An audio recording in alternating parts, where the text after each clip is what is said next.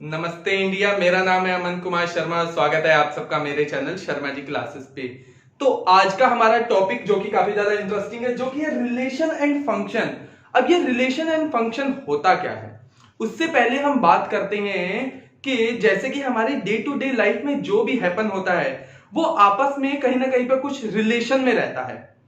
जैसे किसी क्वांटिटी में होने वाले चेंजेस और उसमें एडेड क्वांटिटी में कुछ ना कुछ रिलेशन होता है। हमने पढ़ रखा है क्लास 10th में बैलेंस केमिकल इक्वेशन में हमने पढ़ रखा है कि आप जितनी ज्यादा यील्ड यूज करोगे, मतलब जितना ज्यादा आप क्या लोगे, सब्सटेंस लोगे, उतना ही ज्यादा आपको प्रोडक्ट मिलेगा। और वो आपस में कहीं ना कहीं पर रिलेशन में रहते थे। आप ऐसा तो नहीं है कि H2 और O2 लेके आपने क्या बना दिया, सल्फ्यूरिक एसिड बना दिया। ठीक है, तो वाटर में और जो उसके सब्सटेंस आप टेक कर रहे हो वो कहीं ना कहीं पर रिलेशन में है। सेम एज मैथ में भी क्या होता है कि जो भी चेंजेस हो रहे हैं और जो भी क्वांटिटी यूज की जा रही है वो क्या रहती है, आपस में रिलेशन में है। फादर एंड सन एक रिलेशन में है। दो लाइन अगर पैरेलल हैं तो कितनी ज्यादा पैरेलल हैं, उनके बीच में एक रिलेशन होनी चाहिए। क्या पता वो डिस्टेंस जो उनका इंफिनिटी पे हो, क्या पता जस्ट उसके साथ ही हो। तो ये किस पे डिपेंड करता है, ये उनकी रिलेशन पे डिपेंड करता है कि वो कैसे आपस में रिलेट है। ठीक है, तो वही हम बात करने वाले हैं इस चैप्टर में। फर्स्टली हम बात करते हैं कि किसी दो सेट में क्या क्या लिंक पॉसिबल है। ठीक है, मैंने यहां पे हमारा फर्स्ट टॉपिक जो है वो क्या, कार्टेशियन प्रोडक्ट ऑफ सेट्स। होता क्या है कार्टेशियन प्रोडक्ट? ठीक है, ये हमें बताता है कि दो सेट्स को हम कैसे कैसे लिंक कर सकते हैं, और इन लिंक का जो अभी हम कलेक्शन बनाएंगे वही हमारा क्या हो जाता है, Cartesian product of set. It means हमारा यहां पे एक सेट ले लिया है, सेट ए, और एक ले लिया है हमने सेट बी। सेट ए क्या है, कलेक्शन ऑफ, हमने कह दिया शर्ट कह दिया, जिसमें एक पर्सन के पास दो शर्ट्स का क्या है, कलेक्शन है, एक व्हाइट और एक ब्लू। ठीक है, तो ये क्या है हमारा कलेक्शन ऑफ शर्ट्स। ठीक है, दूसरी तरफ जो हमारे पास बी है, जो हमारे पास बी सेट है, वो है कलेक्शन ऑफ टाई। एक उसके पास ग्रीन कलर की टाई है, एक उसके पास रेड कलर की टाई है। तो ये हो गया हमारा कलेक्शन ऑफ टाई। तो अब पूछा गया है कि इन दोनों सेट में क्या लिंक पॉसिबल है। अगर एक पर्सन के पास ब्लू शर्ट है तो वो ब्लू शर्ट के साथ कौन सी कलर की टाई पहन सकता है, ब्लू के साथ ग्रीन पहन सकता है, एज वेल एज ब्लू के साथ रेड भी पहन सकता है। अगर उसने व्हाइट शर्ट पहनी है तो व्हाइट के साथ भी क्या पहन सकता है, ग्रीन पहन सकता है, और व्हाइट के साथ क्या पहन सकता है, रेड पहन सकता है। ये तो थे दो सेट में होने वाले लिंक। अब इन लिंक को अगर हम कलेक्ट करें और इससे एक सेट बना दे तो वही हमारा क्या हो जाता है, Cartesian product. It means A cross B क्या हो जाता है, ठीक है, collection of all ordered pair, blue comma green, blue comma red, white comma green and white comma red. Collection है ऑफ ऑल ऑर्डर्ड पेयर। ये जो ऑर्डर्ड पेयर है ना, उनका क्या है, एक वेल सेट कलेक्शन है, एक वेल डिफाइंड कलेक्शन है, जिसमें जो हमारे पेयर में जो फर्स्ट मेंबर होता है वो बिलोंग करता है हमारे फर्स्ट सेट से, और जो सेकंड मेंबर होता है वो बिलोंग करता है हमारे सेकंड सेट से। ठीक है, तो ये आपको समझ में आ गया होगा कि कार्टेशियन प्रोडक्ट क्या होता है। और दूसरी बात आती है कि यहां पे ये कार्टेशियन क्यों लिया। हमने पढ़ रखा है कि कार्टेशियन प्लेन क्या होता था, एक्स वाई प्लेन को हम कहते थे कार्टेशियन प्लेन। तो यहां पे कार्टेशियन प्रोडक्ट का क्या लेना देना है, तो जैसे कि हमें याद है कि कार्टेशियन प्रोडक्ट में जैसे कि 1,2 और 2,1 किसी सेम एक पॉइंट को डिनोट नहीं करते हैं। 1,2 एक अलग पॉइंट को डिनोट करता है, 2,1 क्या करता था, एक अलग पॉइंट को डिनोट करता था। तो वैसे ही ए क्रॉस बी और बी क्रॉस ए एक ही जो सेट्स होंगे उनको डिनोट नहीं करेंगे। It means blue comma green अगर एक सेट है, सॉरी एक क्या है, पेयर है, वेल डिफाइंड पेयर है, ब्लू कॉमा ग्रीन, और दूसरा हमने ले लिया ग्रीन कॉमा ब्लू, ये दोनों आपस में इक्वल नहीं होंगे। ये दोनों के दोनों क्या है, अलग अलग पेयर को शो कर रहे हैं। ठीक है, तो अगर ये अलग अलग पेयर को शो कर रहे हैं, तो उस केस में तो A क्रॉस B और B क्रॉस A, ये B आपस में इक्वल नहीं होना चाहिए। अगर मैं B क्रॉस A की बात करता हूं, यहां पे अगर हम लेते हैं B क्रॉस A लेते हैं, B क्रॉस A, अब हमें रन करना है ब्लू से, सॉरी कलेक्शन सेट B से A की तरफ, ग्रीन कोमा ब्लू। फर्स्ट हमारा बना ग्रीन कोमा ब्लू, फिर क्या बनेगा green comma white, red comma blue and red comma white. ठीक है, तो ये है B क्रॉस A। यहां पे जब B कोमा G और G comma B same point को डिनोट नहीं करते हैं और B कोमा R क्या करेंगे, R कोमा B को डिनोट नहीं करेंगे, इट मींस इसमें से अगर कोई भी जो हमारा पेयर है वो एक दूसरे को डिनोट नहीं करता है, तो A क्रॉस B और B क्रॉस A भी इक्वल नहीं होंगे। कैसा होना चाहिए, A cross B does not equal to B cross A। ठीक है, ये क्या है, नेसेसरी है कार्टेशियन प्रोडक्ट के टाइम पे। अगर दो सेट का अगर हम कार्टेशियन प्रोडक्ट निकालते हैं, तो कार्टेशियन प्रोडक्ट में जैसे कि हमें याद होता था कि 1,2 और 2,1 इक्वल नहीं होता, वैसे ही B, G और G, B का जो पेयर है वो भी इक्वल नहीं होगा। उससे हम ये कह सकते हैं कि A क्रॉस B और B क्रॉस A भी कैसे होंगे, इक्वल नहीं होंगे। ठीक है, चलिए इसके बाद हम बात करते हैं इसके कुछ इंपॉर्टेंट फैक्ट पे। चलिए पहले डेफिनेशन पे बात कर लेते हैं। डेफिनेशन क्या कहती है कार्टेशियन प्रोडक्ट की, if A and B are two non-empty sets, then A cross B is a set of all ordered pair of element from A and B. It means A cross B क्या होगा, एक ordered pair होगा जिसमें जो first element है वो belong करता है हमारा फर्स्ट सेट से, और जो सेकंड और जो है हमारा एलिमेंट है वो बिलोंग करता है हमारा सेकंड सेट से।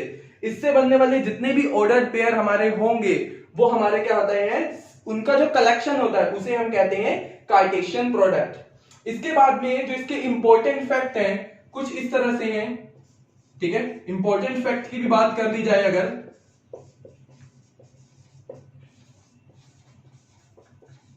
Important facts about Cartesian product of sets, important facts में अगर मैं पहली बात करूं कि A क्रॉस B में अगर A या B में से कोई भी एक क्या है, एम्प्टी सेट है, इफ क्या होगा 5 हो जाएगा, इफ या तो A एम्प्टी सेट हो और B एम्प्टी सेट हो। ठीक है, अगर A और B में से कोई एक भी एम्प्टी सेट होता है तो उनका प्रोडक्ट भी कैसा होगा, एम्प्टी ही होगा। ठीक है, सेकंड हम बात कर लेते हैं कि अगर अभी हमने बात की थी कि A क्रॉस B और B क्रॉस A इक्वल नहीं होगा, अगर किसी केस के लिए A क्रॉस B और B क्रॉस A क्या हो जाता है, इक्वल हो जाता है, तो ये तभी पॉसिबल है जब A के सभी मेंबर B में भी बिलोंग करें। इट मींस कि अगर A में जो मेंबर है B में भी सेम ही होने चाहिए। अगर A कलेक्शन है सपोज 1,2 का, तो B भी किसका कलेक्शन होना चाहिए, 1,2 का ही होना चाहिए। उस केस में हमारे जो पेयर बनेंगे वो कैसे बनेंगे, सेम 1,1 1,2 2,1 2,2, इधर से देखा जाए 1,1 1,2 2,1 2,2। It means A cross B और B क्रॉस A कब इक्वल हो रहे हैं, जब A के जितने भी मेंबर हैं और B के जितने भी मेंबर है वो कैसे होने चाहिए, सेम होने चाहिए। ठीक है, तीसरा बात करते हैं कि जब हम ये पेयर बनाते हैं, ठीक है, जब हम प्रोडक्ट फाइंड आउट करते हैं कार्टेशियन प्रोडक्ट, तो अंदर कितने मेंबर पॉसिबल हैं, वो बात करते हैं कि number of A cross B कितने होंगे। ठीक है, number of A cross B कितने पॉसिबल हैं, number of A cross B depend करता है कि A में कितने मेंबर है और B में कितने मेंबर है। ठीक है, अगर इफ नंबर ऑफ A, ठीक है, number of member in A कितने हैं, P है, एंड मेंबर जो B में है वो है Q। ठीक है, तो number of member in A cross B कितना हो जाएगा, P इंटू Q। ठीक है, PQ डायरेक्टली लिख देते हैं। जैसे कि यहां पे number of member in set A कितने हैं, 2, number of member in set B कितने हैं, 2, तो इनके प्रोडक्ट में कितने पॉसिबल हो रहे थे, 4, 1,1 1,2 2,1 2,2, 4 सेट बन रहे थे। ठीक है, तो मेंबर कितने हो रहे थे, 4। तो ये डिपेंड करता है हमारा कि number of member set A में कितने हैं, number of member set B में कितने हैं। उसके बाद हम बात करते हैं अगर या तो सेट ए या तो सेट बी, अगर इनमें से कोई एक भी इंफिनिटी आता है, इट मींस कि सपोज हमने बी को ले लिया collection of all natural number, ठीक है, 1 2 3 4 ठीक है, तो इनका प्रोडक्ट भी कैसा हो जाएगा, इंफिनिटी। ठीक है, अगर कैसा है, अगर इनमें से सेट ए या फिर सेट बी में से कोई एक भी कैसा हो जाता है, इनफाइनाइट होता है, तो इनका प्रोडक्ट भी कैसा हो जाएगा, इनफाइनाइट आ जाएगा। ठीक है, तो ये थे इंपॉर्टेंट फैक्ट्स और डेफिनेशन ऑफ कार्टेशियन प्रोडक्ट। चलिए इससे रिलेटेड अब कुछ क्वेश्चन कर लेते हैं ताकि हमारे लिए डाउट है इससे रिलेटेड वो क्लियर हो जाए। चलिए अब हम बात कर लेते हैं इस टाइप के किसी क्वेश्चन की। हमें फाइंड आउट क्या करना है, जी दे रखा है हमें 3 4 5, एच दे रखा है 6 और 9 का एक सेट दे रखा है, तो हमें फाइंड क्या करना है, G into H and H cross G. तो फर्स्टली यहां पे ठीक है, एक डायग्राम के थ्रू हम देख लेते हैं कि जी में हमारे क्या है, 3 4 5, एच में हमारे हैं 6 9, तो पहला क्या बन सकता है, 3 6 3 9 7 6 7 4 9 5 6 5 9। ठीक है, तो हमारा अगर मैं बात करूं जी क्रॉस एच की, तो वो क्या बन सकता है हमारा 3 6 3 9 4 6 एंड 4 9, 5 6 एंड 5 9, और इन सब वेल ऑर्डर्ड पेयर का ये जो कलेक्शन है यही हमारा क्या हो गया, G क्रॉस H। बात करनी है हमें H क्रॉस G की, H क्रॉस G की बात करनी है, तो अब हमें क्या रखना है, 6 से देखना है। ठीक है, बिना इस डायग्राम के भी हम कर सकते हैं। 6 3, फर्स्ट मेंबर किसका होना चाहिए, H का, तो 6 3 6 4 6 5, उसके बाद 9 3 9 4 एंड 9 5। ठीक है, अब हमने यहां से अगर ये भी देखना चाहे कि क्या G क्रॉस H और H क्रॉस G आपस में इक्वल है या नहीं है, तो हम देखते हैं कि G क्रॉस H और H क्रॉस G में कोई भी मेंबर तो सेम नहीं है। It means G cross H जो है वो हमारा H क्रॉस G के इक्वल नहीं है। ठीक है, ये तो हमारा इजीली क्लियर हो गया। अब अगर मैं इससे रिलेटेड क्वेश्चन थोड़े घुमा के रिप्रेजेंट करूं, लाइक यहां से मैंने कह दिया G cross H intersection G, कि हमें प्रोडक्ट फाइंड आउट करना है G का और H इंटरसेक्शन G का। इंटरसेक्शन का मतलब होता है कि क्या H और G में कोई कॉमन नंबर आ रहे हैं, हमने सेट चैप्टर में पढ़ चुके हैं कि इंटरसेक्शन का मतलब है कोई कॉमन मेंबर। तो यहाँ पे G क्रॉस H में क्या आपको G क्रॉस H, ठीक है, पहले हमें फाइंड आउट कर लेते हैं H इंटरसेक्शन G, हम देखते हैं तो कितना आ रहा है, क्या इन दोनों सेट में कोई भी मेंबर जो है वो कॉमन है, नहीं है, तो ये कैसा होगा, फाइव होगा, सॉरी क्या होगा, 5। इट मींस खाली है, कुछ नहीं है। तो अभी हमने पढ़ा था इससे रिलेटेड कि अगर एक मेंबर भी कैसा है, एम्प्टी है, तो उसका प्रोडक्ट भी कैसा आएगा, एम्प्टी आ जाएगा। ठीक है, सो इस टाइप के क्वेश्चन आपको क्लियर हो सकते हैं। बस आपको क्या करना है, अगर आपको इंटरसेक्शन या यूनियन दे रखा है तो पहले हम उनका इंटरसेक्शन या फिर यूनियन क्या कर लेंगे, फाइंड आउट कर लेंगे। उसके बाद हम क्या कर सकते हैं, आगे का जो भी प्रोसीजर है हम उसे फॉलो कर लेंगे। जो भी हमारा प्रोडक्ट फाइंड आउट करने वाला है हम उसे इस तरीके से कर सकते हैं। ठीक है, अब चलिए आगे बढ़ते हैं। चलिए अब हम बात कर लेते हैं रिलेशन की। ये रिलेशन में अब हमें क्या पढ़ने वाले हैं, ये रिलेशन क्या होगी। इट मींस अगर दो सेट से ए और बी, ठीक है, अब ए क्या है, ए है हमारा collection of first 5 natural number 1 2 3 4 5, same as B भी क्या है हमारा फर्स्ट 5 नेचुरल नंबर का ही कलेक्शन है। लेकिन मैंने इनके बीच में एक रिलेशन कर दी है। वो रिलेशन क्या कर दी है कि जो y होगा वो क्या होगा, x का स्क्वायर होगा।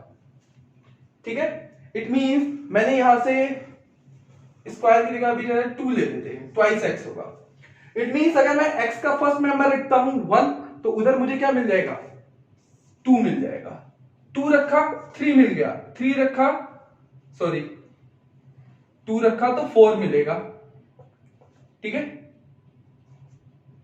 2 रखा तो 4 मिलेगा और 3 रखा तो 6 मिलना चाहिए, लेकिन यहां पे तो 6 है ही नहीं।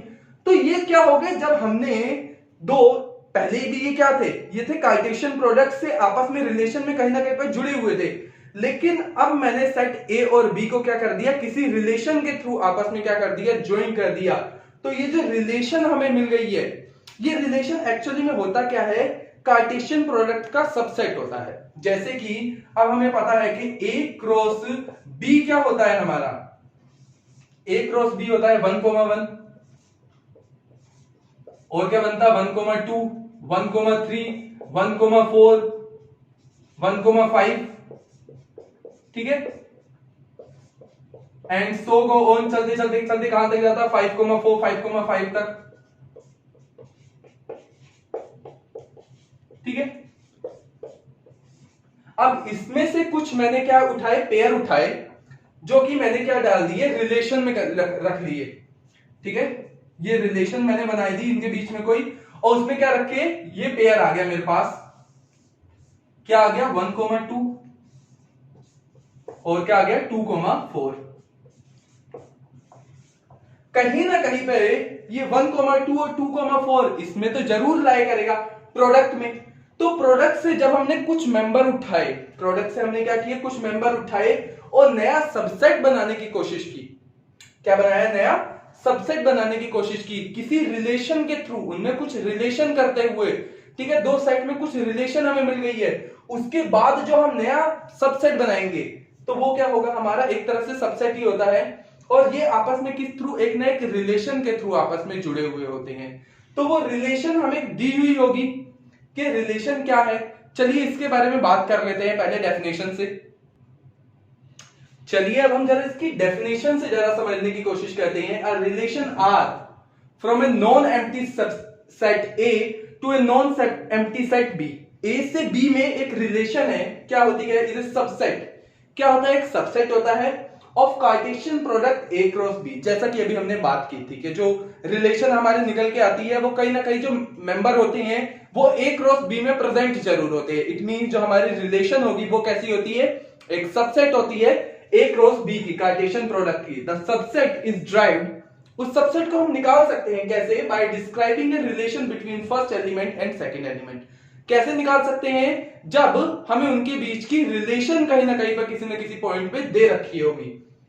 Of an order pair of A cross B, A cross B के ही होने चाहिए वो। ठीक है, where second element is called the image of the first element. जहां पे जो सेकंड एलिमेंट होता है वो क्या होता है, इमेज होता है फर्स्ट एलिमेंट का। इसे एक एग्जांपल के थ्रू समझेंगे।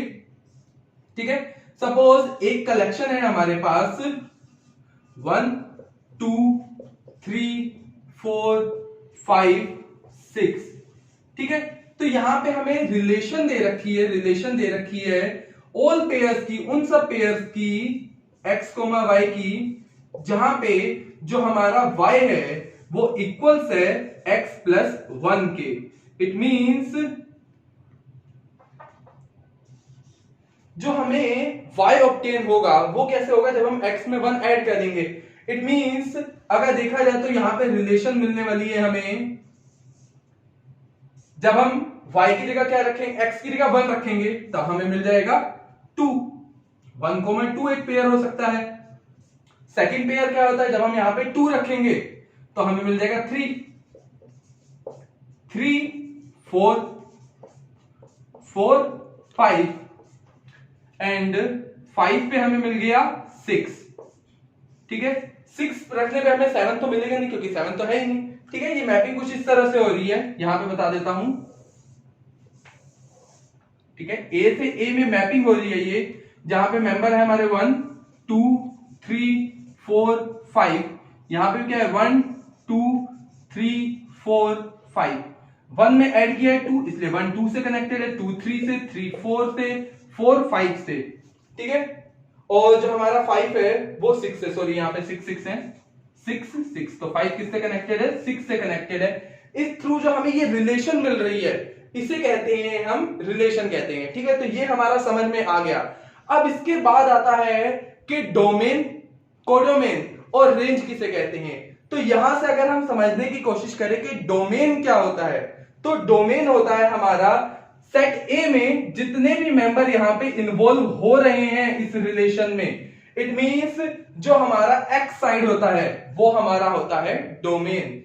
क्या होता है ये हमारा डोमेन। जो हमारा रिलेशन का जो फर्स्ट मेंबर होता है, ठीक है, उसे हम कहते हैं, ये एक्स और वाई कोई रिलेशन में दे रखे हैं, तो ये हमारा जो फर्स्ट मेंबर होता है उसे हम कहते हैं डोमेन, और जो हमारा सेकंड मेंबर होता है उसे कहते हैं रेंज, ठीक है। अगर मैं बात करूं कि यहां पे डोमेन क्या है, तो डोमेन होंगे हमारे 1 2 3 4 5। क्यों 6 क्यों नहीं, क्योंकि 6 यहां पे इन्वॉल्व नहीं हो रहा है। जो भी इस रिलेशन में इन्वॉल्व होंगे एक ही साइड से, ठीक है, जो भी हमारे रिलेशन के जो फर्स्ट मेंबर होते हैं 1 2 3 4 5, ये क्या होते हैं, हमारे डोमेन होते हैं। रेंज क्या होते हैं, जो हमारे अनदर साइड में जो भी हमारे इन्वॉल्व मेंबर होते हैं, it means the second member of the pair is called the domain, sorry range. First member हमारा होता है डोमेन, सेकंड मेंबर होता है हमारा, जो सेकंड मेंबर है पेयर का, जो सेकंड मेंबर है उसे हम कहते हैं रेंज। थर्ड आता है कि कोडोमेन किसे कहते हैं, पूरे के पूरे सेट बी को ही हम कहते हैं कोडोमेन। ये जो पूरा पूरा सेट है इसे ही हम कह देते हैं कोडोमेन, ठीक है। इसमें जितने भी आपको मेंबर दिख रहे हैं 1 2 3 4 5 6, ये सारे के सारे क्या है, कोडोमेन है। तो अब अगर आप ये देख रहे हो कि रेंज हमेशा क्या रहती है, कोडोमेन से छोटी रह सकती है, ये उसके इक्वल होती है। सो ऑल ओवर जो हमारी रेंज है वो कैसी रहती है, हमेशा एक सबसेट रहती है। किसकी सबसेट रहती है, कोडोमेन की। इट मींस कोडोमेन के कहीं ना कहीं पे इक्वल भी हो सकती है और कोडोमेन से छोटी भी हो सकती है, कोडोमेन से ज्यादा बड़ी नहीं होगी, ठीक है। तो जो रेंज होती है वो क्या होती है, कोडोमेन से छोटी ही रहती है, सबसेट होता है। दोबारा एक बार करवा देता हूं, रिलेशन में जो हमारा फर्स्ट मेंबर होता है वो होता है हमारा डोमेन, सेकंड मेंबर जो हमें इमेज मिल रही है, ठीक है, वो होता है हमारा रेंज, और पूरे पूरे सेट बी को ही हम कहते हैं कोडोमेन। तो ये आपका क्लियर हो गया होगा कि डोमेन, कोडोमेन और रेंज किसे कहते हैं। चलिए इसके बाद अब इससे रिलेटेड कुछ क्वेश्चन कर लेते हैं।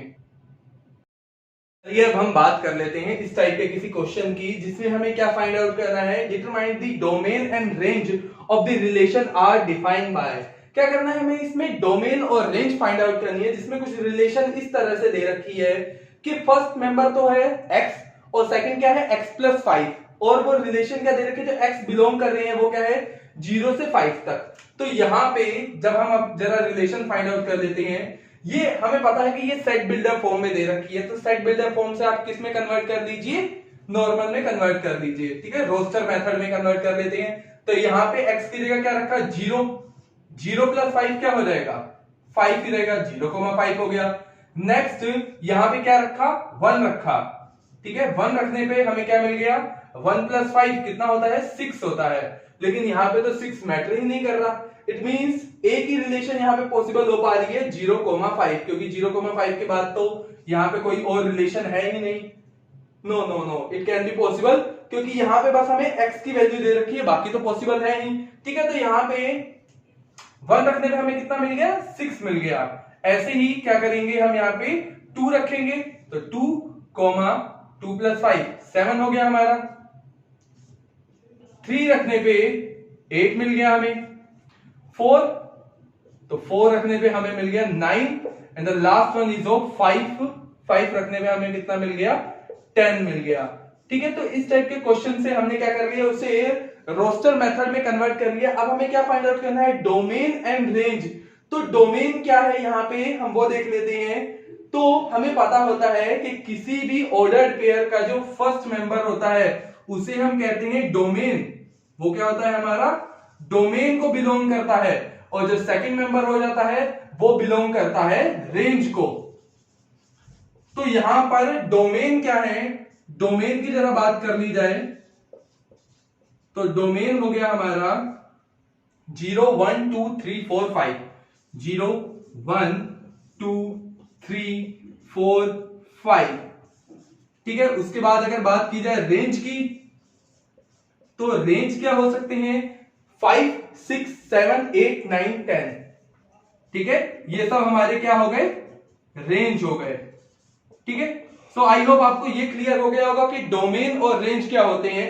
ठीक है, डोमेन तो हमारे हो गए जितने भी हो गए इधर की साइड के, और रेंज क्या हो गए, डोमेन हमारा फर्स्ट मेंबर, रेंज हो गया हमारा सेकंड। तो इस थ्रू अगर हमें कोई रिलेशन दे रखी है तो उससे हम क्या कर सकते हैं, डोमेन और रेंज इजीली फाइंड आउट कर सकते हैं कि फर्स्ट मेंबर हमारा डोमेन होता है, सेकंड मेंबर हमारा क्या हो जाता है, कोडोमेन हो जाता है। तो इस टाइप के क्वेश्चन से आपको डोमेन और रेंज निकालना इजी पड़ सकता है। चलिए इसके बेसिस पे कुछ क्वेश्चन और करके देख लेते हैं ताकि हमारा जो डाउट है वो कंप्लीटली क्या हो जाए, क्लियर हो जाए। चलिए देखते हैं। चलिए अब हम बात कर लेते हैं इस टाइप के किसी क्वेश्चन की। Find the number of relation from A to B if A equals to X Y Z and B equals to 1, 2। It means कितनी नंबर ऑफ रिलेशन पॉसिबल हैं। तो यहां पे हमें नंबर ऑफ रिलेशन कैसे पता चल सकती है, तो हमने सेट चैप्टर में पढ़ा था कि नंबर ऑफ सबसेट पॉसिबल होते हैं 2 की पावर m के फॉर्म में। तो यहां पे भी क्या फाइंड आउट करते हैं कि नंबर ऑफ रिलेशन कितनी पॉसिबल है। पहले तो हमें पता होना चाहिए कि number of a cross b कितने पॉसिबल है। तो यहां पे number of a cross b कितने पॉसिबल है, number of a into number of b। यहां पे 3 है, 3 इंटू 2, 3 2 जा 6। ठीक है, तो यहां पर टोटल, ठीक है, कितने पॉसिबल है, number of a cross b 6 possible है। इसी बेस पे जो नंबर ऑफ रिलेशन आ जाता है हमारा, वो हमें डिपेंड करता है नंबर ऑफ रिलेशन कि कितने रिलेशन पॉसिबल हैं, वो डिपेंड करता है 2 की पावर 6। ठीक है, अब जब हम 2 की पावर 6 को सॉल्व कर लेंगे तो हमें पता चल जाएगा कि कितने रिलेशन पॉसिबल हैं। ठीक है, वैसे तो 2 4 8 16 32 64, सो ऑल ओवर कितने आ रहे हैं, 64 आ रहे हैं। जैसे कि रिलेशन में अब क्या है, 5 एक रिलेशन है। पेयर जो बन रहे होंगे x,1 x,2 y,1 y,2 z,1 z,2 and ऐसे एक एक दो दो करके टोटल जो हमारे पेयर बन रहे होंगे, जो टोटल सभी के सभी रिलेशन के जो बन सकते हैं, उन्हें हम कहते हैं नंबर ऑफ रिलेशन, जो कि 64 पॉसिबल है यहां पर। सो आई होप इस टाइप के जो क्वेश्चन है वो भी आपके क्लियर हो गए होंगे। चलिए अब हम बात कर लेते हैं फंक्शन की, कि फंक्शन क्या होता है। ठीक है, हम बात कर लेते हैं कि फंक्शन क्या होते हैं। अब तक हमने बात की कार्टेशियन प्रोडक्ट की, उसके बाद हमने बात की थी रिलेशन की, अब हम बात करने वाले फंक्शन। तो कहीं ना कहीं पे फंक्शन जो है वो रिलेशन से रिलेट जरूर कर रहा होगा। हाँ बिल्कुल, फंक्शन जो है रिलेशन से बिल्कुल रिलेट कर रहा है। अगर एक रिलेशन को हम फंक्शन कह सकते हैं, कब कह सकते हैं, जब एक सेट ए से बी में अगर मैपिंग हो रही है। ठीक है, इसे ऐसे डिनोट करते हैं F such that A to B, it means mapping हो रही है ए से बी में। अगर एक रिलेशन को हम फंक्शन कह सकते हैं इफ एंड ओनली इफ अगर एक मेंबर की जो बी साइड में जो इमेज है वो सिर्फ एक ही हो। इट मींस यहां पे अगर हमने कुछ मेंबर ले लिए ए, A1, A2, A3, A4, A5, A6, ये हमने क्या ले लिए, कुछ मेंबर ले लिए, और इधर हमने ले लिए B1, B2, B3, B4, B5, B6। ठीक है, ये हमने क्या ले लिए, कुछ और मेंबर ले लिए। इफ एंड ओनली इफ अगर क्या हो कि हर एक सब्सटेंस की क्या हो, सिर्फ एक ही इमेज पॉसिबल हो। इट मींस ए की भी सपोज एक ही इमेज है, तो ये क्या हो सकते हैं, इस टाइप की रिलेशन को हम क्या कह सकते हैं, फंक्शन कह सकते हैं। अगर किसी एक ऑब्जेक्ट की एक से ज्यादा इमेज है, A1 भी है और B4 भी है, सपोज यहां पे क्या होगी, 2 इमेजेस हो गई, तो इस टाइप की रिलेशन को हम फंक्शन नहीं कह सकते हैं। हर एक यहां से जितने भी मेंबर है, हर एक मेंबर की सेट बी में सिर्फ और सिर्फ एक ही इमेज होनी चाहिए। इट मींस किसी 2 मेंबर की एक सिंगल इमेज तो पॉसिबल है। ठीक है, 2 मेंबर की एक सिंगल इमेज तो पॉसिबल है क्योंकि इमेज तो एक ही है, लेकिन एक मेंबर की 2 या 2 से ज्यादा इमेजेस पॉसिबल नहीं है। ठीक है, तो आई होप ये आपका फंक्शन क्लियर हो रहा होगा कि फंक्शन होगा कब। फंक्शन होने के लिए नेसेसरी है कि सेट ए से जब बी में मैपिंग हो रही है तो सेट ए के मेंबर की बी में सिर्फ और सिर्फ एक ही इमेज होनी चाहिए। अगर ये कंडीशन सेटिस्फाइड होती है तो उस केस में हम उस फंक्शन को कह सकते हैं इमेज कह सकते क्या कह सकते हैं, उस रिलेशन को हम क्या कह सकते हैं, फंक्शन कह सकते हैं। अगर बात करूं कि ये एक रिलेशन है या नहीं है, ठीक है, जहां पे ए से बी में मैपिंग हो रही है, ए क्या है 9 4 16, ठीक है, जहां पे जो 2 है, जो बी के जो मेंबर है ये उनके स्क्वायर है। 3 किसके स्क्वायर होते हैं, ये हमने ले लिए 0 1 2 3, ये माइनस के ले लिए, और ये हमने ले लिए प्लस के 1 2 3। सो किस रिलेशन में है, जो x जो है, जो y है, जो x है वो क्या है, y का स्क्वायर है, इसी रिलेशन में है। यस, ठीक है, तो यहां से हमने क्या रखा, जब हमने रखा 2 रखा तो भी हमें क्या मिल रहा है, यहां पे 4 भी ले लेते हैं, -4, ठीक है, -3 -4, ठीक है। तो हमें पता है कि 2 का भी स्क्वायर क्या है, 4 है, और -2 का भी क्या है, 4 है। 16 की बात ही है तो 4 है और -4 है, 2 हो गए। 9 का क्या है, 3 और -3, दोनों का स्क्वायर क्या होता है, 9 ही मिलता है। तो यहां पे हम देख रहे हैं कि हर एक मेंबर की दो इमेजेस हैं। सो इस टाइप की रिलेशन को, ये एक रिलेशन थी, ये क्या थी, एक रिलेशन थी, और रिलेशन हमें कैसे दे रखी है, रिलेशन x, y, जहां पर जो x है वो इक्वल है y स्क्वायर के, ठीक है। तो ये एक रिलेशन में दे रखी थी, लेकिन ये इस टाइप की रिलेशन एक फंक्शन नहीं है। क्यों, क्योंकि हर एक मेंबर ए की बी में क्या है, दो इमेजेस हैं। सेम कंडीशन 2 ही है। कंडीशन फर्स्ट है कि हर एक मेंबर की एक ही इमेज होनी चाहिए, और दूसरी है कि हर एक मेंबर की इमेज होनी चाहिए। इट मींस अगर मैंने ये आपसे पहले एक क्वेश्चन पूछा था, ये एक रिलेशन में था, ए से बी में मैपिंग हो रही थी, जहां पर हमें एक रिलेशन दे रखी है कि ये दे रखा है 1 2 3 4 5 6, इधर भी हमें क्या दे रखे है, 1 2 3 4 5 6, ठीक है। इनके बीच में रिलेशन क्या दे रखी है, इनके बीच में रिलेशन दे रखी है कि y equals to x plus 1 की, ठीक है, ये एक रिलेशन दे रखी है। x, y में जो हमारा फंक्शन है उसमें क्या दे रखी है, एक रिलेशन दे रखी है, ठीक है।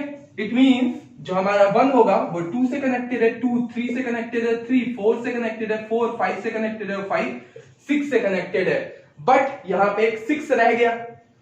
सेकंड कंडीशन है कि जो a है, ए के हर एक मेंबर की इमेज होनी चाहिए। अगर ऐसा नहीं है, एक मेंबर रह गया, इट मींस इस टाइप की जो रिलेशन है ये भी एक फंक्शन नहीं होगी, ठीक है। तो फंक्शन होने के लिए जो 2 कंडीशन है वो नेसेसरी है। फर्स्ट, हर एक मेंबर की इमेज एक ही होनी चाहिए, एक से ज्यादा इमेज नहीं होनी चाहिए। सेकंड, हर एक मेंबर की इमेज होनी चाहिए। हर एक मेंबर जो है यहां पर वो क्या होना चाहिए, रिलेशन में इन्वॉल्व होना चाहिए। कोई भी ऐसा ना हो कि कोई मेंबर रह गया है, ठीक है। इट मींस जितने भी ए के जो मेंबर हैं वो इन्वॉल्व जरूर होंगे इस रिलेशन में। तो अगर ये दोनों की दोनों कंडीशन सेटिस्फाइड होती है, सो उस टाइप की हम रिलेशन को कह सकते हैं, फंक्शन कह सकते हैं। तो आई होप ये आपका क्लियर हो गया होगा कि रिलेशन और फंक्शन में क्या डिफरेंस है और फंक्शन होता क्या है। चलिए इससे थोड़ा आगे बढ़ जाते हैं, इससे और गौर से देखते हैं, ध्यान से देखते हैं, ताकि जो इससे रिलेटेड डाउट है वो क्लियर हो जाए। चलिए अब हम बात कर लेते हैं some application and their graphs. ये एक तरह से टाइप्स ऑफ फंक्शन भी हो सकता है। चलिए इसमें बात कर लेते हैं होता क्या है। सबसे पहला हमारा आता है आइडेंटिटी फंक्शन। आइडेंटिटी से आपका इतना तो क्लियर हो ही गया होगा, आइडेंटिटी मींस अपोजिट। अगर x इक्वल्स टू y हो जाए, अगर क्या हो जाए, x इक्वल्स टू y हो जाए, तो उस कंडीशन में बनने वाला ग्राफ क्या होगा, एक स्ट्रेट लाइन होगी जो कि कुछ ऐसी दिखाई देगी। इसमें क्या है कि एक स्ट्रेट लाइन पास आउट हो रही है, 1 रखा तो हमें 1 मिल गया, 2 रखा तो 2 मिल गया, 3 रखा तो 3 मिल गया। तो ये क्या होगी, एक x और y के मिड से होके जाती है, ओरिजिन से होके जाती हुई एक स्ट्रेट लाइन होती है, जिसमें क्या होता है कि वो बिल्कुल सेंटर से पास आउट हो रही होती है, जिसमें 1 के में आपको 1 मिल गया, आइडेंटिटी मिल गई, 2 पे 2 मिल गई, 3 पे 3 मिल गई। तो ये स्ट्रेट लाइन जो जा रही है सेंटर से, इसे हम कहते हैं आइडेंटिटी फंक्शन। ठीक है, इसके बाद बात करते हैं अगला, नेक्स्ट होता है कांस्टेंट फंक्शन। कांस्टेंट फंक्शन क्या होते हैं? इट मींस एक ऐसी रिलेशन जिसमें हमने ले लिया, सपोज हमने ले लिया y equals to c, c मतलब कोई भी कांस्टेंट हो सकता है, हमने ले लिया y इक्वल्स टू 3 ले लिया। तो अब हमें पता है कि y इक्वल्स टू 3 को हम कैसे लिख सकते हैं? क्या हम इसे ऐसे भी लिख सकते हैं, y equals to 0x plus 3। It means यहां पे आप x की कोई भी वैल्यू रखते जाइए, आपका वैल्यू हमेशा क्या रहेगी? 3 है, फिक्स रहेगी। इस कंडीशन में बनने वाला ग्राफ जो होगा वो क्या होगा? y एक्सिस x एक्सिस के कैसा होगा? पैरेलल होगा और किसी एक ही पॉइंट से होके जा रहा होगा, जैसा कि ग्राफ में आपको शो हो रहा है। सो इस टाइप के फंक्शन को हम क्या कहते हैं? कांस्टेंट फंक्शन कहते हैं। उसके बाद आता है पॉलिनोमियल फंक्शन। अब पॉलिनोमियल फंक्शन क्या होते हैं? पॉलिनोमियल फंक्शन के लिए जो x होंगे वो किस यूनिट में दिए होने चाहिए? एक अलजेब्रिक फंक्शन, एक पॉलिनोमियल की फॉर्म में होने चाहिए। ठीक है, अगर इस फॉर्म में होते हैं तब तो हम उसे कह सकते हैं, क्या कह सकते हैं? एक पॉलिनोमियल फंक्शन कह सकते हैं। इसके बाद आता है हमारा मॉड्यूलस फंक्शन। उससे पहले हमें पता होना चाहिए कि मोड होता क्या है। तो पहले जरा मोड के बारे में बात कर लेते हैं। मोड होता क्या है कि अगर ये मोड के अंदर x है, इसे कहते हैं मोड x। इसका मतलब होता है कि अगर आप x की वैल्यू माइनस रखोगे तो भी इस मॉड्यूलस की वजह से वो वैल्यू क्या हो जाएगी? प्लस हो जाएगी। इट मींस यहां पे अगर आपकी 3 की वैल्यू 3 है तो मॉड्यूलस -3 की वैल्यू भी कैसी होगी? 3 ही होगी। इट मींस मॉड्यूलस के अंदर अगर कोई भी वैल्यू नेगेटिव है तो वो कैसी हो जाती है? पॉजिटिव हो जाती है। सो इस कंडीशन में दो कंडीशन बनती है, एक 0 या 0 से अबव के लिए, इट मींस पॉजिटिव केस के लिए, पॉजिटिव इंटीजर्स के लिए, दूसरी बनती है हमारी नेगेटिव केस के लिए। तो दोनों ही कंडीशन में हमें कैसे मिलेंगे? वैल्यू सेम मिलती है, इसलिए ग्राफ कुछ इस तरह से शो होगा जो आपको आपकी स्क्रीन पे शो हो रहा है। ठीक है, इसके बाद हम बात कर लेते हैं सिग्नस फंक्शन की। तो सिग्नस फंक्शन में क्या होता है? सिग्नस फंक्शन में मॉड्यूलस इन्वॉल्व होता है मोड x अपॉन x। यहां पे जो सारी की सारी वैल्यू है वो डिपेंड करती है x पे। इट मींस अगर x नेगेटिव होगा तो होल टर्म क्या हो जाएगी? क्योंकि ऊपर वाली टर्म तो क्या रहेगी? पॉजिटिव ही रहेगी, तो माइनस से माइनस कैंसिल होने का तो नहीं हो सकता। मॉड्यूलस में अगर कोई वैल्यू माइनस रखी गई है सो उस केस में हमारी क्या हो जाएगी? वो वैल्यू कैसी हो जाएगी? नेगेटिव है तो पॉजिटिव हो जाएगी, बट जो डिनोमिनेटर में हमारा नेगेटिव इन्वॉल्व है उस वजह से हमारी वैल्यू कैसी हो जाएगी? नेगेटिव। अगर वैल्यू पॉजिटिव है इट मींस 0 से ग्रेटर है, सो उस कंडीशन में हमारी वैल्यू कैसी हो जाएगी? बिल्कुल पॉजिटिव फेस में जाएगी। थर्ड केस आता है अगर वैल्यू 0 रख दी जाए। 0 के केस में हमारी ये वैल्यू कैसी रहेगी? दोनों के दोनों ही 0 से 0 वैनिश हो जाएगा। करेंगे हम, करना पड़ेगा हमें। सो उस केस में वैल्यू हम कैसे ले लेते हैं? 0 ले लेते हैं। सो इस तरह का अगर सिग्नस फंक्शन आता है तो सिग्नस फंक्शन में वैल्यू कुछ इस तरह से डिपेंड होती है, 1, 0 और -1, इन तीनों में ही डिपेंड रहती है। क्योंकि आप कोई भी वैल्यू रखिए 5, -5, 5 से 5 वैनिश हो जाएगा, -1, +1 और 0, बस ये 3 ही वैल्यू पॉसिबल है। इन 3 के अलावा कोई फोर्थ वैल्यू पॉसिबल नहीं है। इस टाइप के फंक्शन को कहते हैं सिग्नस फंक्शन। नेक्स्ट आता है हमारा greatest integer function. Greatest integer function में हमें करना क्या है? fx जो होगा हमारा वो होगा हैवी ब्रैकेट x।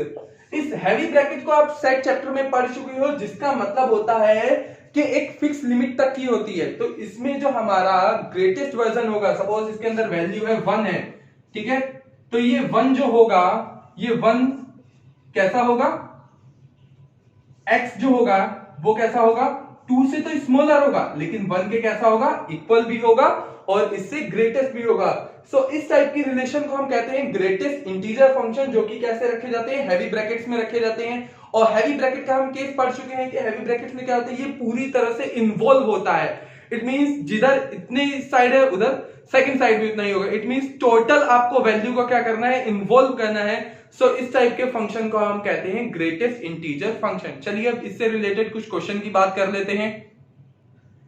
चलिए अब हम बात कर लेते हैं algebra of real function. Algebra of real function means कैसे हम दो फंक्शन को ऐड करेंगे, दो फंक्शन को हम सब्ट्रैक्ट करेंगे, मल्टीप्लाई करेंगे, डिवाइड करेंगे। तो हमें कैसे करना है? अगर हमसे कहा जाए एडिशन के लिए, ठीक है, addition of two real function कैसे करेंगे? अगर हमें फाइंड आउट करना है f प्लस g, ये दो डिफरेंट फंक्शन है, अगर हमें फाइंड आउट करना है इनका एडिशन तो क्या करेंगे, हमें fx प्लस gx को हम ऐड कर देंगे। उस कंडीशन में हमारा क्या निकल आएगा, इन दोनों का अलजेब्रिक एडिशन। सेकंड आता है कैसे हम इनका सब्ट्रैक्शन फाइंड आउट कर सकते हैं। अगर हमें फाइंड आउट करना है f माइनस जी एक्स को, जहां पे f और g कैसे हैं, रियल फंक्शन है, तो कैसा करना है आपको, fx माइनस जी एक्स, सिंपल, ठीक है। तो यहां पे आपको क्या करना है, बस fx माइनस जी एक्स कर देना है, जिससे आप इनका अलजेब्रिक सब्ट्रैक्शन फाइंड आउट कर सकते हैं। थर्ड हमारा आता है मल्टीप्लिकेशन। मल्टीप्लिकेशन में आपको क्या करना है, multiplication with scalar quantity. Scalar quantity का मतलब है कोई भी रियल नंबर हो सकता है, उसके साथ अगर आपको इसका प्रोडक्ट फाइंड आउट करना है तो कैसे करोगे, अल्फा हमने कोई स्केलर क्वांटिटी ले लिया, अल्फा इंटू एफ एक्स, कैसे आप फाइंड आउट करेंगे, तो यहां पे क्या हो जाएगा, अल्फा एफ एक्स, ठीक है। इट मींस उस स्केलर क्वांटिटी जो भी हमने ली होगी उसकी डायरेक्ट पूरे सेट में उस फंक्शन में क्या कर दीजिए, मल्टीप्लाई कर दीजिए, ठीक है। नेक्स्ट आता है कि अगर अब दो डिफरेंट मल्टीप्लिकेशन करनी है, लेकिन अब दो हमें डिफरेंट फंक्शन की मल्टीप्लाई करनी है, it means f into G X, तो हम क्या करेंगे, F X into G X ले लेंगे। उस केस में हमारी क्या हो जाएगी, ये डायरेक्ट ही मल्टीप्लाई हो जाएगी हमारे इन दो सेट्स की।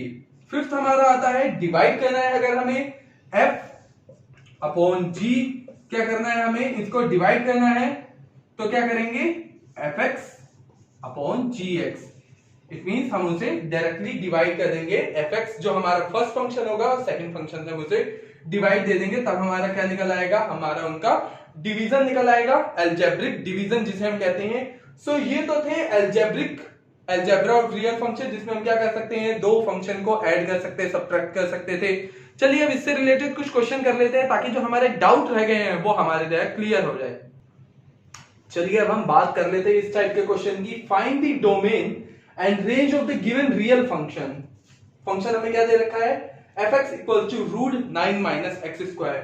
सो इस टाइप के क्वेश्चन में हमें करना क्या है कि हमें डोमेन और रेंज फाइंड आउट करनी है, लेकिन ये एक रियल फंक्शन है तो इसकी वैल्यू रियल ही रहनी चाहिए, इट मींस इमेजिनरी नहीं होनी चाहिए। उस कंडीशन में हमारी जो 9 माइनस एक्स स्क्वायर की वैल्यू है वो कैसी होनी चाहिए, जीरो के इक्वल्स भी हो सकती है और ग्रेटर भी हो सकती है। इट मीन जीरो से अबव ही रहनी चाहिए, क्योंकि अगर नेगेटिव गई तो वो तो फिर क्या हो जाएगी, रियल वैल्यू नहीं बची, ठीक है। तो यहां से हमें मिलता है कि जो 9 की वैल्यू हो जाती है वो greater than equals to X square हो जाती है, ठीक है। तो यहां से 3 plus minus 3 greater than equals to X, यहां से जब हम स्क्वायर रूट करते हैं तो हमें क्या मिलती है, प्लस माइनस 3 एक्स की वैल्यू। जब हम स्क्वायर रूट करेंगे तो स्क्वायर रूट आ जाएगी plus minus 3। It means plus 3 से माइनस 3 तक की लिमिट है हमारी, क्योंकि इसके अलावा अगर हमने और कोई वैल्यू यहां पे रखने की सोची भी, सो उस कंडीशन में हमारी वैल्यू क्या आएगी, नेगेटिव आ जाएगी। अगर मैं यहाँ पे 4 रखता हूं तो 4 4 से 16, ठीक है, 16 9 क्या आ जाएगा, माइनस 7 आ जाएगा, और रूट माइनस 7 एक रियल वैल्यू नहीं होती। तो हमें क्या करना है कि प्लस 3 से माइनस 3 तक की बीच की वैल्यू रखेंगे, ताकि हमारी जीरो आ जाए तो भी चलेगा, लेकिन रूट के अंदर, स्क्वायर रूट के अंदर नेगेटिव वैल्यू नहीं आनी चाहिए। तो ये जो हमारा आ गई है, वैल्यू आ गई है कि जो x है वो कैसा होना चाहिए, कुछ इसी तरह की रिलेशन में बना होना चाहिए कि जो x है हमारा वो -3 से ग्रेटर भी होना चाहिए, इक्वल्स टू में होना चाहिए, और 3 से कैसा होना चाहिए, लेसर होना चाहिए, और इक्वल्स टू में भी होना चाहिए। उस कंडीशन में जो हमारी रिलेशन बन जाती है वो कुछ इस तरह से बन जाएगी, -3, 3। हमने सेट चैप्टर में पढ़ रखा था, जब इस तरह की हमें रिलेशन दी जाती है ग्रेटर देन इक्वल्स टू, तब हम लगाते हैं हैवी ब्रैकेट्स, ठीक है, हमने वहां पे पढ़ रखा है।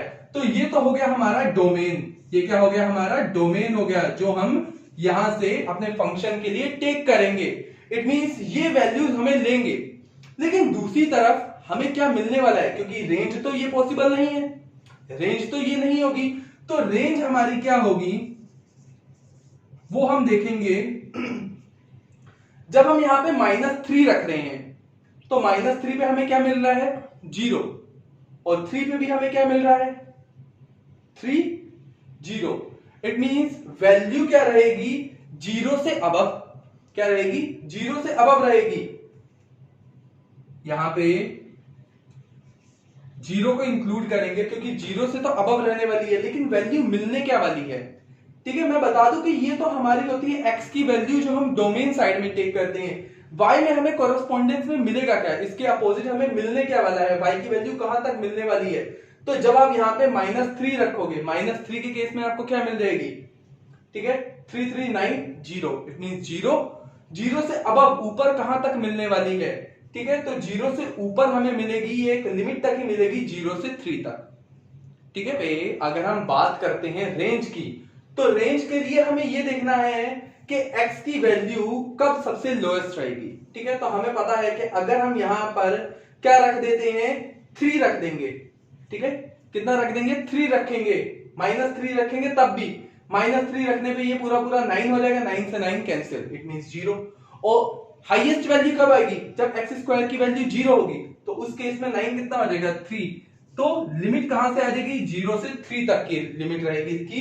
तो इसे 0,3 हैवी ब्रैकेट्स में इसलिए रखा है क्योंकि ये एक रियल वैल्यू है। रियल नंबर्स में 0 से 1 के बीच में भी क्या होते हैं, इंफिनिटी नंबर्स होते हैं।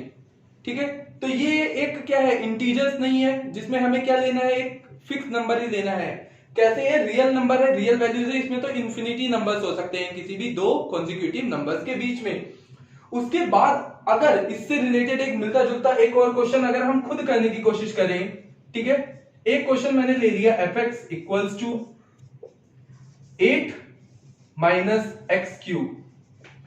ठीक है, अब मैंने इसका कह दिया कि आप इसका फाइंड आउट कीजिए डोमेन और कोडोमेन, सॉरी डोमेन और रेंज फाइंड आउट करनी है। तो डोमेन क्या होगा, अब आपको इतना तो पता ही है कि -x³ में अगर आप कोई नेगेटिव वैल्यू रखते हो तो वो तो पॉजिटिव ही रहेगी। लेकिन अगर आपने यहां पे कोई पॉजिटिव वैल्यू रखी, पॉजिटिव भी कितने से बड़ी, 2 रखते हैं तो 2 रखेंगे तो हमारी 8 है, लेकिन अगर उसके बाद हमने 3 रख दिया तो 3 3 9, नेगेटिव वैल्यू आ गई। इट मींस 2 से अबव आप किसी भी नेगेटिव वैल्यू के बारे में नहीं सोच सकते हैं। 2 तो क्या है, फिक्स है। ठीक है,